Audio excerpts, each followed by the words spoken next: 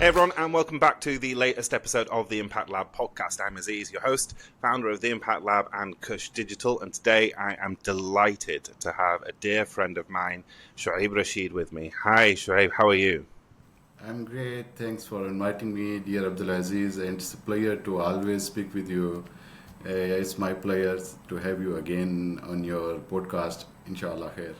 Yeah, it's always my pleasure to speak with you. You're a fountain of knowledge. But before we get into all of that knowledge, which I'm going to dig out of your brain today, inshallah, let's do the reverse Turing test. So, Shu'aib, in which city did you and I first meet face to face? I believe it was in Makkah al-Mukarramah. Yeah. Yeah, And I it's have true. Mecca too. So the answer to the reverse Turing test will be in the show notes. As always, this proves that we are human beings. We are not AI. All right, True. Sha'ib, it is so lovely to have you on the podcast. For people who don't know you and your vast experience, please take a moment to tell everyone who you are. Yeah, I am engineer Shoaib Rashid, and I am certified industrial engineer, project management professional. Right now, I am working as a C-suite executive level in the Al-Hamaya for safety devices company, and we are very much specialized in dealing with the fire safety equipment devices, supply, installation, and commissioning. This is my current role. If you ask about my previous history, I have a vast experience in the industrial sector as well as in the contracting, consultancy, and engineering sector. Yani. So I have roughly, you can say, 16 years of experience with the multicultural teams. And Alhamdulillah, now we are developing our own platform in Dar al-Hamaya to just establish our own standards, each and everything, inshallah, bismillah. Fantastic, and you're being very modest. You've done some incredible things in lots of different countries, but you made the decision to move to Saudi Arabia. Now, what was the thought process behind that decision?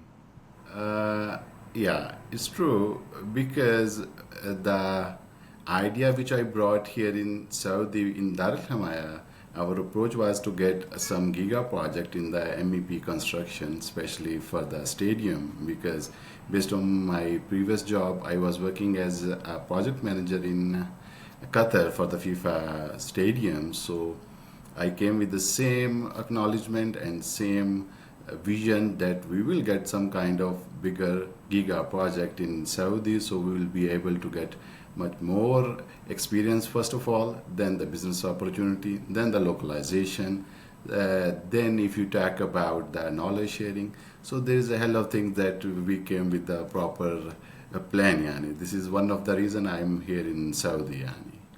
Yani. I didn't know that. I didn't know that you worked on the stadiums in Qatar. So, which stadiums were you working on? I was in Al Tumama Stadium, and we were in the testing and commissioning phase, the last phase of the project. So I dealt a team of like the you can say roughly 50 to 60 people. So it was a quite a great experience, exposure to just, and it was the handover phase. So we see everything live in practical movement before the FIFA. Yani. So it was a great adventure for me, a good learning in the life. Yani. Yeah, mashallah. So, what's life like in Saudi Arabia for people? Because a lot of people are thinking how they'd like to live in Saudi Arabia, and they have this idea, but a lot of people still have like the idea that, particularly in the West, Saudi Arabia is still kind of like, I don't want to say let's say a second world country. What's real life like in Saudi Arabia? It's totally a different perspective because if you came with the vision of getting the business, it's a totally different scenario. But if you are talking about the lifestyle, it's totally different. Lifestyle is very normal, up to standard. There is nothing something like we are just assuming in our mind and it will happen. No, it's not like that. But specifically, if we talk about our work balance or the work structure, yeah, and it's very great. And there are a hell of opportunities. Being a businessman, if you are able to move to Saudi in this part of the like the time of the era, yani it is the like the golden era because now they release many mega projects. So the Vision 2030, Neom, the Line, Kedia, then the Al Masar. So if you talk about the grabbing the business, it's the great time. And the living standards, alhamdulillah, this up to the standard, maybe more than what we are thinking. Actually, we are overestimating something which we didn't even taste. So this is the reason, yani. So everyone should come to Saudi, even for even a single time. It's a hell of a opportunities for the jobs, first of all. Then if you talk about the localization, they are very cooperative. They are very well supportive, and this is the real thing. I'm not talking about something like which didn't happen to me, and it's a real thing. Yani. They are very supportive, and they are very ambitious nation, and they are very kind of people that everyone should entertain. Yani. By the end of the day, like 5 o'clock when we are leaving the office means we are happy with the work style, the work culture. Everything is going perfectly all right. This is the thing, at least minimum we are looking in our lives. Yani. That's it.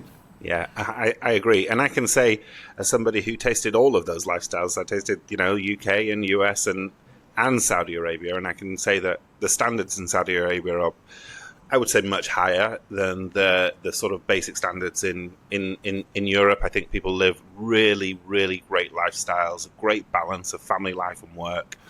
And from a business perspective, I agree that, it's been really easy, and the locals have been very, very helpful. So I've enjoyed it, I think, as much as you. And I remember when we were in Mecca, we shared some great times there as well, mashallah.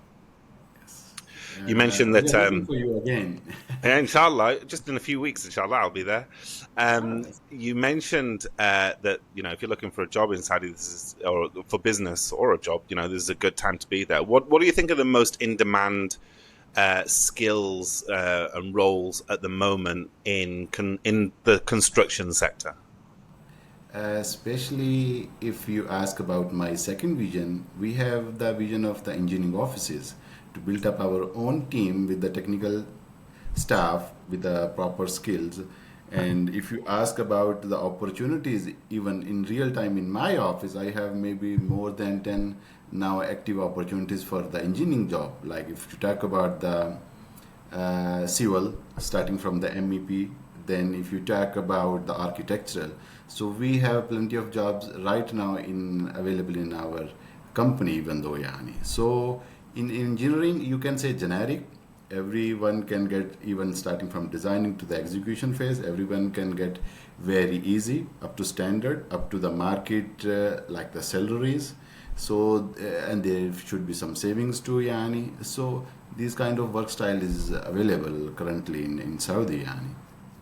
Yeah, I think we're seeing the same thing. There's so many opportunities in so many sectors, but you're kind of unique in that you've led really large teams that are like multicultural. So, like, what's your top piece of advice for an expat managing a team in Saudi Arabia? Yeah, there should be some practicality. Talk less, perform more, and let your action speaks more louder than your talk, yani. So this is the only piece of thing that, even though now we are developing our team, so everyone is like on the same approach, the mental level, yani. But by the end, I will say, in a nutshell, there should be something like practicality. It should be adaptive culture, and it should be not like something rigid. You are not best fit in the culture, so you will leave. No, it's not like that. Yeah, it's the practicality and adaptability is the best fit thing if someone wants to come in Saudi with the proper vision, with the certain like the dreams. So it's the great idea, yani, if they have the two things at least. Yeah, that makes a lot of sense. How important are things like PMP, and how valued are certifications in the Saudi market? It is quite interesting that people normally here they are going toward the proven experience rather than the certificates. Anyhow, there are certain standards like some of the legitimate organizations, something like the Aramco, if you talk about the Saudi engineering, so SEC, Saudi electrical company, so they have developed their own standard. To get the jobs in that part, you should have certain standard, you should qualify for certain degrees for the certification. But roughly, if you ask me, if Shoaib, if you will take someone who has the PMP and who has the experience, proven experience, which one you should choose? So I will go with the proven experience, and who can just bring the business by the end of the day for us, yani, with the less stress, with the more quality, within the limited time frame, yani. So it's kind of important to get in some sectors, but not necessarily that you should have the PMP, then you will come in Saudi and you will get the job. It's not true. If you have the good experience and how you will tackle the situation, the rough situation, so it means you are great. You are like in. Yeah, it goes back to what you were saying before. Your actions speak louder than your words. So I guess what you're saying is your actions speak louder than your certificates as well, right? Yeah. Actually, being now on that point of the business, we just now keep quiet and we allow the team to just perform, to just bring the things for us. Yeah. So this is the now moment that we are now very low profile. We are nothing. Actually, we are nothing. So we actually give the horizon to our team, just fly and bring the good thing for us. Yeah. That's it. Yeah. Inshallah. And what about sort of the legal infrastructure in Saudi Arabia? Is it designed, is it set up for people to be able to set up companies quite easily? Or is it like Dubai in that sense? Or is it difficult to set up a company? Do you need local sponsors and things like that? Not really. There are circumstances. If you ask me, each circumstances, there are different scenarios. But if you are a starter, like if you ask about me, I came here like 1 year back and I found one of our great gentlemen, our brother Ammar, yani. So there is nothing to worry about that I should register my own company. You can get some good friend of yours, so you can just grab an opportunity to just develop them, even develop your own vision as well, yani. But it's not necessary if you will say that it should be registered, all the company, then I will come back, I will be in the Saudi to get the business. No, it's not necessarily. If you have this remark, so maybe I will say it's excuse. You don't want to perform or you are not, seems interested, yani. That makes sense. Yeah. What about networking? Because obviously, you know, we share a lot of our network together. What about networking in Saudi Arabia? Is it different to other countries? Does LinkedIn still work? Is it actually useful? Like, how do you go about networking there? It's 100% true that if you have the strong networking, so you will get the opportunities for sure. I give you one example because many of the time that our marketing team, they are so humble, they are just working so hard for us, yani. So their approach to get the target customer is so elite, yani. So we are getting the inquiries through them, yani. So the public involvement and the community engagement is kind of important for us, yani. So the marketing team is doing great, and on the other end we are getting the business, so it's a win-win situation. They are bringing us the food on our table, so we are just quite eating happy. Easy. Great. I'm going to come back a little bit later to life in Saudi Arabia because I think you bring a really unique perspective. But I want to go back to something that you were mentioning before, which is sort of the big giga projects that are happening in Saudi Arabia. And there are giga projects happening all around the world. But what do you think distinguishes Saudi Arabian giga projects from other mega developments around the world? If you talk about the Saudi ambitious vision, it always strikes my mind, yani. So because the vision which they have right now, even the long term and the short term, Vision 2030, if you go through the further detail of the Vision 2030, so they have the very clear pillars, yani, vibrant society, then the thriving economy and the ambitious nation. So if you have the three pillars and you are good at it, yani, so for sure you don't need to tell the people who you are. So your team is with you. So you make the vision. Now the vision is to make your nation ambitious. They should be diversified. They should be vibrant. They should be proactive. So these kind of initiative, for me personally, they are quite distinguish them from the other giga projects. This is the one thing, and they are the larger scale, striking scale that they are developing something which no one has seen before. Yani. There is a new ideas, new era they are developing. So these things, they are not happening everywhere in the world. Yani. It's not like, okay, I say or Muhammad said, so we will do immediately. No, it's a kind of proper planning. Yani. So now they are just execution the ideas which is maybe not real, but they are just trying to perform them in the real life situation. Yani. So for me, the ambitious vision, how they are thinking about their future, is very kind of important. And they are not like afraid of any of the challenges. Okay, first they just decide the scale, how bigger will be the scale of the opportunity. Then they are looking for the engineering offices, starting from the design department, architecture, whatever the integration of the different kind of departments to just develop the system and finally implement and just give us something handful of like the it's kind of NEOM, the line, they are the most popular now, the Masar project, and they are developing everywhere in the Saudi. Yani. So it's kind of very, very apple to apple difference between Saudi and the rest of the world. Yani. So maybe the people, they are thinking they are understanding the situation, they will be smart. But here it's a reverse engineering. Okay, I need to do, I will do.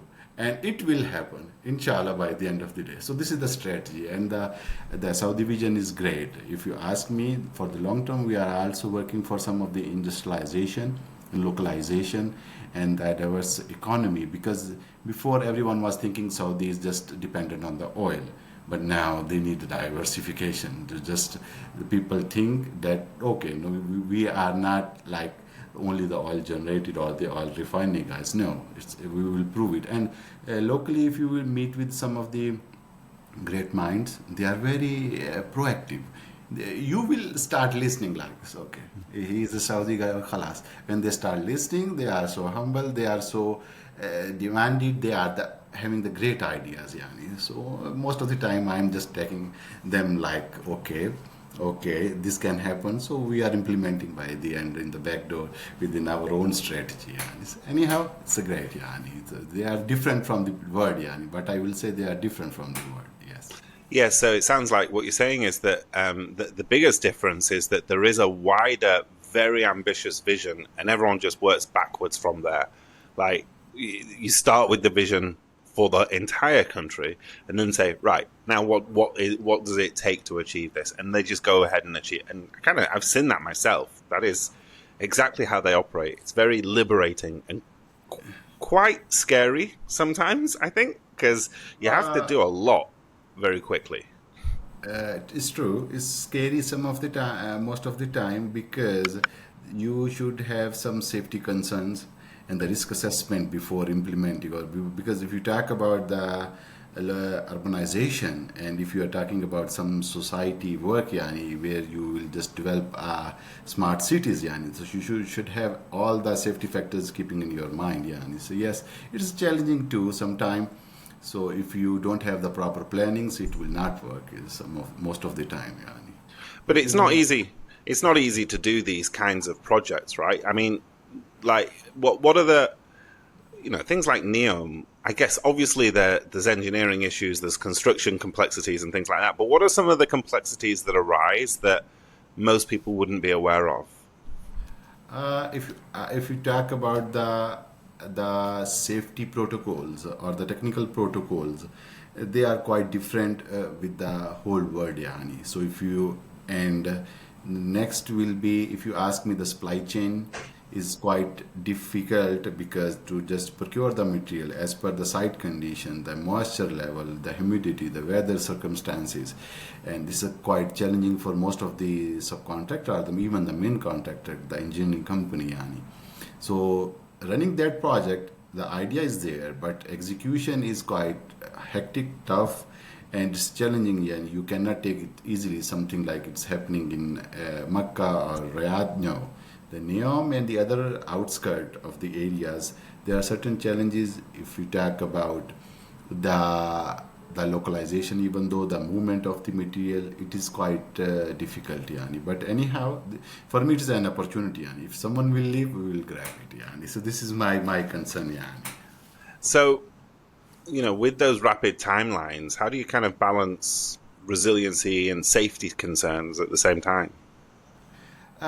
True. How we can manage these kind of things? If you ask me, if you implement some kind of advanced PM tools, and we will bring the AI and the integration of the high tech technology with the ecosystem, so we can control maximum of the scenarios. Then there will be kind of balance. Yani. If there are certain risks, so how we can eliminate the risk? So this is the question. So the risks are there.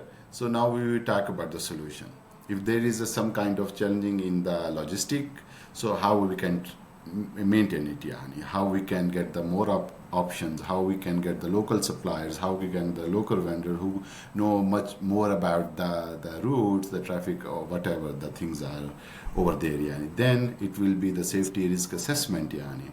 So if we have the proper safety risk assessment on these kind of areas, so means everything seems smooth. Yani. There are some unseen challenges, but it's practically when the team is there, so they are handling in much professional way. Emergency response plan is very much important in this scenario, Yani, because this is the first time we are making something new from scratch. It's not like we are rehabilitation something. So what is more important, like if you will face some challenge, so how you will react, Yani. So there should be some emergency response plan too, Yani. So to just make it everything balanced, because there is nothing like you will say there's no second chance. Even there should be some kind of risks, but you should be proactive. You should be alert on the higher level, Yani, how you will just move the project and how you will get the proceedings, Yani. Yes. And you guys at Dar الحماية, who we're proud to have as a client at Kush Digital, you guys obviously you're in the fire safety space. What kind of challenges do giga projects bring to you guys in terms of, mixed use, high density developments all in one space? What kind of unique challenges does that bring? If you talk about these mega structures, they are not simple. So they are not traditional. So if you talk about some traditional approaches which we are using here in everywhere, like, okay, it will be something like the preventive or the corrective maintenance or something like that. No, it's not totally different. There should be some technology involvement, integration with the high-tech systems. So in this project, there should be different approach. It's not like the traditional approach. It should be some modular approach where practically the people, they have done this thing, and we will get that as a case study, as a lesson learned. We will implement the same thing here. Yes, it should be like 90-80% the same strategy, but it should also depend on the real situation, the ground realities. Yani. So being a safety professional, what is on the ground reality, we should have a different approach, and approach should be modular, it should be high tech, it should be very, very responsive, and it should be integrated with the different systems. Yani. If you're talking about the smart city, it should be linked with every single thing. Yani. I have one good experience to just visit one site in Al-Masar project. It's a public investment fund project. Yani. It's a very huge project. So they are developing the same scenario in the Makkah, even though. So they are integrating different facilities in the one system, and they are just monitoring like something like the smart city. Either if you talk about the utilities, if you talk about the logistics, if you talk about the electricity supply, you name it, they are monitoring through the AI kind of thing, Yani. So they develop their own software. And even though the good thing, we are also working on the same strategy, that we will develop our own software, bringing all the technologies together, and we are open now to just even develop our own business. What are the risks of, because you mentioned that, the importance of technology and sort of the developing technology in your space. What are the risks of not adopting that technology? Yeah, the world is moving ahead. If you will not adopt these kind of technology, so what will happen? You will lose the business. And there will be the time is important, because now the people, they are moving towards the quick response. And if you are not adopting, so the technology is obsolete, no one seems interested. Yani.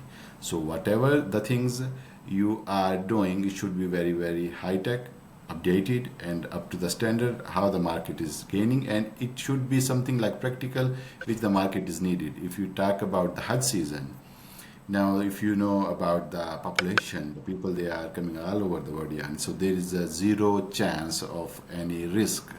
We cannot bear these kind of things, and my team was like 110%. They are on call, they are operational like 24 by 7 yani, in this kind of situation yani. So the technology integration with the new kind of like if you talk about our fire safety system for the firefighting, there should be technology in the something like adoption of the AI, so they will read the environment before it will happen, yani. So it should be something like proactive approach, yani. So if we will not do these things, okay, anyone else will take the business, and we should close the company then, yani. So, like in the real world, though, what are the use cases for AI and technology in terms of like improving your decision making, improving standard safety protocols, improving the operational efficiency? Like, how is technology really used? Like, do you have any real examples? If you talk about in our contracting engineering phases, yani, if in our engineering companies, if you talk about, if you go to any site, there are some cameras on the site in the entrance, and they are not like the camera, they will just make the photo of Shoaib or Aziz. No, they are checking the environment, and they are so proactive. There are some certain sensors, yani, because if any project, there is a safety team for sure, and there is a zero incident approach is there, yani. So they are monitoring everyone, because sometimes, you know, some guy who didn't do the safety induction training, and he came into the site and he didn't know the risk, yani, even though they put some ballards, they put some barriers, and he just passed the way, and he, so these kind of things now, with the camera, with the siren, with the different, like the human approach, and even though they notify to the expert guy, don't allow them to go in that way, yani. There are certain risks, yani. So these kind of things, yani, in the engineering, with the help of cameras, the sensors, they are much more development are there. If you talk about the for the preventive maintenance, like we are doing the preventive maintenance, so in the preventive maintenance we have very smart technology which are using especially for, if you talk about the bridges, if you talk about the old buildings, if you talk about the hospitals, so they are like calculating the risk before time. So we are going before, like we have the schedules, so it's not like the rough schedule, the traditional schedule, no. So there are certain levels, yani, there are certain factors, there are certain graphs, yani, there are certain statistical analysis which will allow us, even though, okay, it will not happen after 1 month, no, sure, you should go by the end of today, lazim, yani. So material optimization for sure. With the help of this kind of technology, we can utilize the material in the, because by the end of the day, if you ask me how you are running the business with the low cost, with the high quality, and if you talk about the investment should be very, very less, yani. So these are 2-3 things we are just keeping in mind before starting any kind of business, yani. So quality is there's no investment, and it is on time, means we are successful, yani. So these are kind of things, yani, in the real life you can see everywhere the AI, how practically the people, the world start using, yani. Do you ever worry about, particularly in your field, like in the safety space, do you ever worry about people becoming too reliant on AI? Somehow now the practicality of the AI, if you use in the way that you need it, like, because by the end of the day the decision making will be not quite easy for the AI, yani. No, the between AI and between human, maybe for me the difference is only remaining. Learning is there. We are learning. AI, they are adaptive, so they are getting some information. Then, if we talk about the decision making, it should be tricky, yani. But slowly, gradually, with the environment, different scenarios, yani, it will develop, yani. So it's quite risky because some of the cultural norms there are some kind of geographical challenges are there. Yani, we cannot implement the AI all the way in the whole world in the one shot. Yani. So people should understand what the AI is first. And the literacy rate, if you talk about to understand the AI, is not quite much in the whole world. If you ask about developing countries, if you implement the same idea, which is already developed like 10 years back in Western region, but if you want to develop in the developing countries, like if you talk about our own home countries, yani, but the thing is, it should be some kind of challenging. First, people should understand if we will implement AI, so it will help us, yani. So this kind of mind will even make the life of AI easy to just make the decisions, yani. Because sometimes, if you know, it's very shocking when you are writing something even on the AI chatbots, yani, they are giving you the answer in a very natural way, yani. Is it the logical answer you are asking to me? So to understand this question, we should have the same mental level, yani. So AI is not bad, not at all. But the thing is, how you are taking it, yani, it will be more important. Yani. Literacy rate is quite important for me if everyone should understand the AI, because now there's plus and minus. We are not talking about the minus. Let us talk about the plus. Yani. If the people, even though regarding now the online social media, there are many trends. So if we are developing our approach towards the positive things, yani, so might be AI will be happy to. Yani. So by the end, yani, they are replacing the human. They are trying to replace the human. Yani. Yeah, I don't think AI will replace humans, but I agree that you've got to come with an amount of knowledge, and if you bring that knowledge to the AI already, those skill sets, those foundational skills already, then it's incredibly powerful. So I agree. Sha'ib, I want to go back to your life in Mecca. You're very fortunate, mashallah, tabarakallah. You're so fortunate that you work and live in Mecca al-Mukarramah. So how has that shaped you personally and professionally? It was like a dream, yani. Even if you ask about the people, they are just they are praying. Maybe sometime my mother, maybe she prayed for me. So this is some kind of blessing, yani. If you are in Saudi, especially in the Mecca, so you have you are very close, even though we are living very close to Haram in the same circle. So it's kind of very interesting for us, yani. And we are, alhamdulillah, everyone is blessed, yani. But the thing is, when you came closer to that place, you will get another taste. You will get another idea, circumference, yani. It's amazing, yani. Alhamdulillah. By the end, yani, alhamdulillah, it's great, yani, to live here in Saudi, especially in the Makkah, yani. You speak great English. You also speak great Arabic. How important is it for expats coming to Saudi Arabia to be able to speak Arabic? Is it important? Before, you can say it was important to just deal with the daily activities for the public relations. Maybe it was important, but now everyone is so high in English, so at least they can understand and sometimes your body language will help you more than what you are saying, yani. So it's not practically necessary, yani. If you will come to the Saudi, you should have the good lessons of Arabic. No, it's not really. People, they are understanding, even though they want to understand the English, yani. They want to understand the other language, yani. Before, the approach was maybe someone has the bitter taste, because if they are able to tell them, they will not understand, yani. But it's not necessary for me, and to just speak the Arabic, immediately came here and that's it, yani. No, it's not like that. What do you think is the biggest myth that people who don't live in Saudi Arabia sort of think about Saudi Arabia? So what's the biggest myth people outside the kingdom have about living or working in Saudi Arabia? If you talk about my different areas, like I lived in Sudan, I lived in Middle East, I am Asian, so I have the 2-3 different flavors, yani. So in Saudi, the people, most of the time, they are thinking they are not well paid. First of all, if you are employee, so they are not well paid.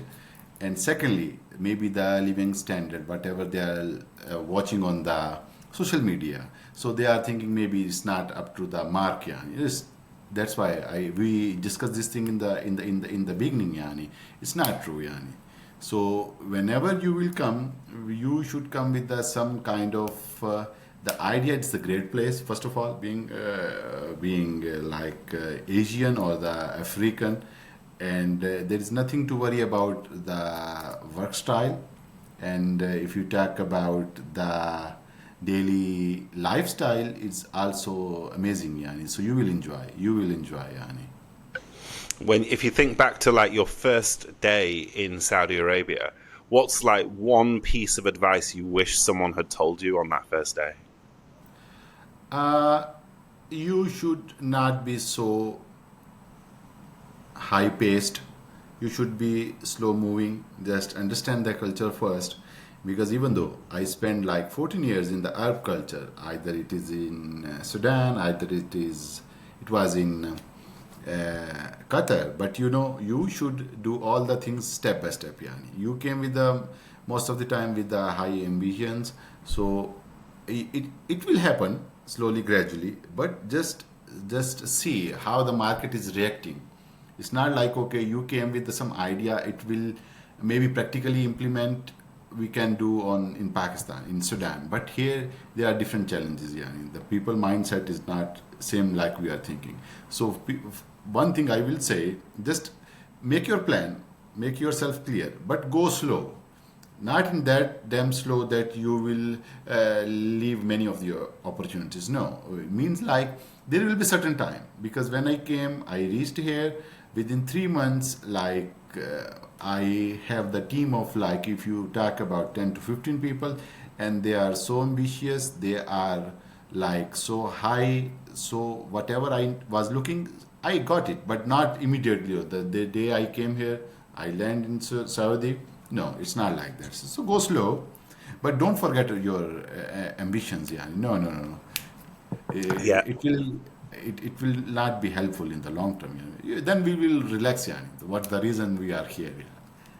Yeah, I agree with that. Like, I think that I spent I spent the first 3 months of this year in Saudi Arabia just to really understand the culture. And I when I arrived, I had a perception of what I would learn, and what I learned was totally different. I think Saudi Arabia is genuinely unique in our space, right? So in the marketing space, it is a unique space. You can't take the same tactics that work in the UAE or in Egypt or in Qatar and apply them in Saudi Arabia, because the culture is really, really different. And for me, in a better way. Like, it's a really welcoming culture. They're really, really ambitious, but not aggressive. You know what I mean? It's not like aggressive ambition. It's just confidence, self-confidence. So I think that's the thing that really jumped out for me. So Sha'ib, I really appreciate your time, but I've got one last question for you before I set you free. Right, it's a bit of a curveball, yeah.